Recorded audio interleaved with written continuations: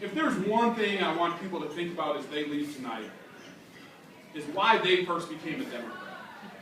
For some of us, it happened a long time ago, right? We heard a speech, or there was something that happened in our personal life that became a story. For others of us, it may have been more recent, right? And we need to think about why we first became a Democrat and what we care about. And we need to remind ourselves, and we need to remember the days when there used to be reasonable Republicans who were elected to office, right? Where we disagreed on an issue here or there, but we were able to pass judicial appointees, and we were able to pass a budget, and we were able to make sure kids could go to college, and that their student loan rates wouldn't double, and that we could get along to try and make America a little bit better of a place, right? We need to leave here tonight, and we need to say to ourselves, I'm a Democrat because of X. I'm a Democrat because of Y. I care about Social Security, or I care about students' access to affordable higher education, right? And we're seeing some innovative things happening around the country. Oregon is the first state in the nation that's testing a model to give free higher education to students, right? Yeah. Which is huge. There's more than $1 trillion in student loan debt throughout the country. And if you think it's just a problem for young people, we see more people over the age of 65 taking out student loans than ever before. Because their kids can't afford to help their grandkids go to college. Right? That ain't right. That ain't right. And every time we see things like this, we need to tell people that ain't right.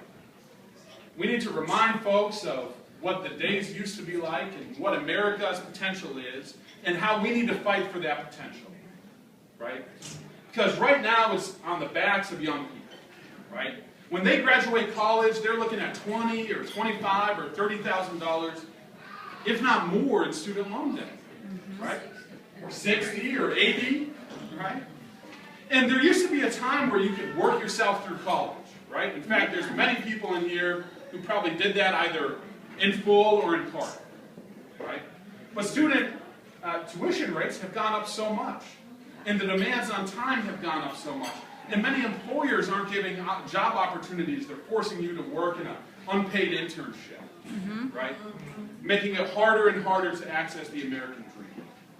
We have some folks in here, I'm guessing, maybe one or two, over the age of 60. I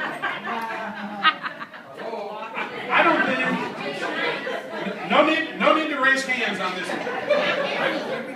But we have some folks in here who are over the age of 60, and I bet you don't go to sleep at night and you say, I hope that my kids or my grandkids have it worse off than I do. Right? I hope that they have a harder time accessing the American dream that I have. It is our responsibility, not only as individuals, but as a collective society, to make it easier for the next generation, to make our water cleaner, to make higher education more affordable, right? To make sure we have access to water, right?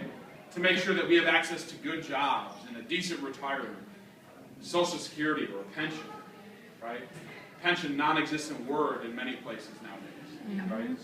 You're relying on just Social Security, and even then they don't want you to have that, right? Right.